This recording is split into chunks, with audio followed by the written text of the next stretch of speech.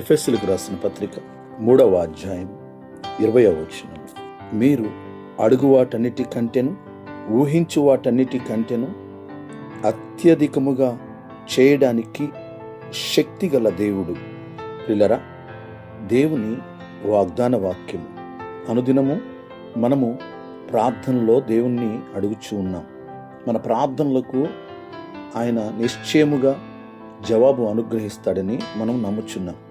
ఆయన మన ప్రార్థనలకు కేవలము జవాబు ఇవ్వడమే కాదు, మనము అడుగు వాటన్నిటి కంటేను ఊహించు వాటన్నిటి కంటేను అత్యధికముగా చేయడానికి శక్తిగల దేవుడు. ఖచ్చితంగా మన జీవితాలలో ఆయన వాగ్దానమును నెరవేర్చువాడై ఉన్నాడు. ప్రార్థన. సకల ఆశీర్వాదములకు కారణభూతుడా మా దేవా, మీకు వందనాలు, స్తోత్రాలు అయ్యా. మా జీవితాలలో మేము అడుగు వాటన్నిటి కంటేను ఊహించు వాటన్నిటి కంటేను అత్యధికముగా చేయడానికి శక్తిగల దేవుడవు నీవే. మీకు వందనాలు, స్తోత్రాలు. సమస్త మహిమ, ఘనత, ప్రభావములు మీకే చెల్లిస్తున్నాం. ఈ వాగ్దాన వాక్యం విని ప్రార్థనలు ఏకీభవించిన ప్రతి ఒక్కరిని దీవించండి. మీ హస్తం తోడుగా ఉంచండి.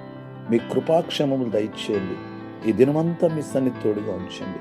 మీరే మహిమ పొందండి. యేసు నామములో ప్రార్థిస్తున్నాం తండ్రి, ఆమేన్.